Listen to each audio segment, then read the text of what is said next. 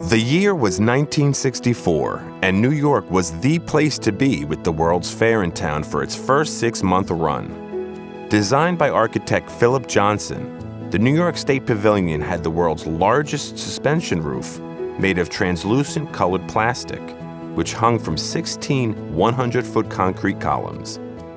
Glass-enclosed Sky Streak elevators zipped up the sides of the observation towers to viewing platforms where refreshments were served.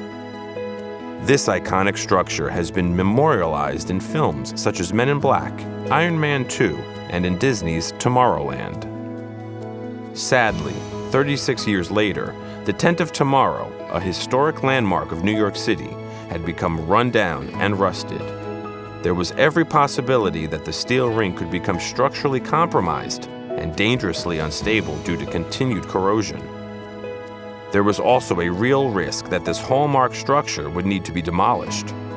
In May of 2015, Ahern Painting Contractors and the New York Structural Steel Painting Contractors Association, along with the New York City Parks Department and members of the International Union of Painters and Allied Trades, DC9, Local 806, announced that they would repaint the steelwork on the pavilion. The Tent of Tomorrow is an iconic symbol of Queens.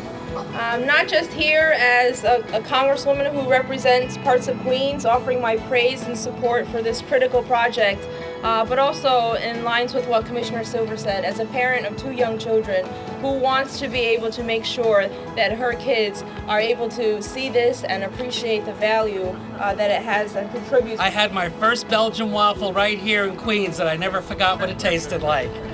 And I remember being very drenched from the log flume ride that also, some of us had that experience too, shaking heads. But I certainly remember the wonder of the New York State Pavilion. When I came to office and they were talking about spending $15 million to knock down the New York State Pavilion, and I said, I don't understand this, explain this to me. And within 2 weeks, we had hundreds of people here in the park. And on that day, we saved the New York State Pavilion because all it took was gathering folks and saying, they're gonna knock it down. We're not gonna have it anymore. We're very excited to finally get to this point. I'm a Queens resident. It's been an eyesore for a long time. Melinda's help and Liz Crowley, Tommy, everybody pushed and we're finally here. Like Kieran said, 4 years we've been trying to get this project underway. We're excited.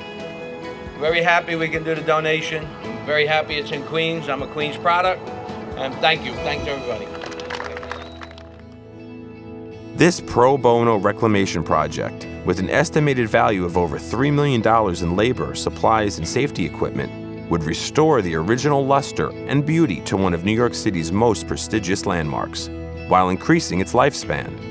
Once the project was approved, the unions and associations donating their time and resources, as well as 13 key industry vendors, moved quickly to restore the structure. The New York State Pavilion is an iconic part of New York's history and is an extremely important fixture to the borough of Queens. The timeline for the project was very tight. 30 bridge painters donated portions of their time to recoding the entire upper ring of the structure between April and August of 2015, accruing roughly 8,000 painter hours of labor. They used 16,000 gallons of paint in the original shade of American cheese yellow and managed to complete the recoding without disrupting the schedule of the U.S. Tennis Open, held in Corona Park every year. This meant that they had to increase their usual labor force by a third, enlisting 12 to 15 painters a day. Thank you all for coming today. First thing I kind of wanted to say is, so, how does it look? Yeah! When I spoke here a few months ago, I referred to this as a labor of love for everybody involved. It took years to get started, took months to complete, and now it's preserved for the next generation.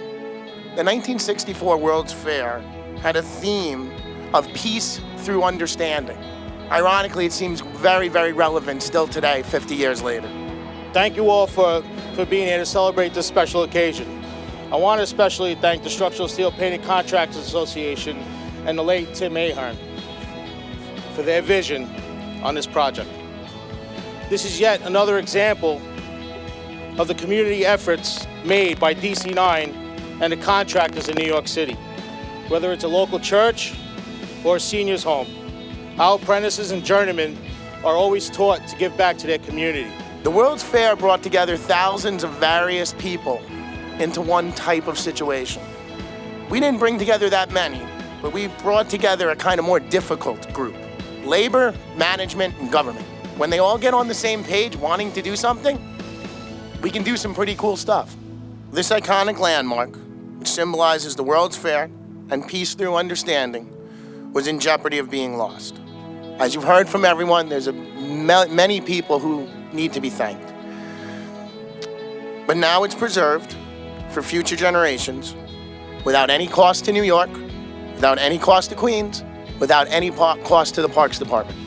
Tim Ahern was the driving force behind securing approval from government and union officials and worked for over 4 years to help push the project towards completion. But I'm here because of Tim Ahern. Look what he does and what he did for this country. When a young child, he came here from Ireland with nothing, and he built up one of the great contract companies in our whole country. And he brought his sons, Kieran and Timmy, here, and if it wasn't for them, none of this would happen today. So although I can't legally do it today, but I'm morally dedicating this whole monument and what it stands for to Tim Ahern, one of the great Americans of all time. NYSSPCA is proud to have been a part of this project. It represents perfectly what our organization stands for. We are dedicated to quality, safety, and professionalism in our work, and we're also committed to improving our communities and making them safe and healthy places to live. As our banner says, building a better future by preserving our past.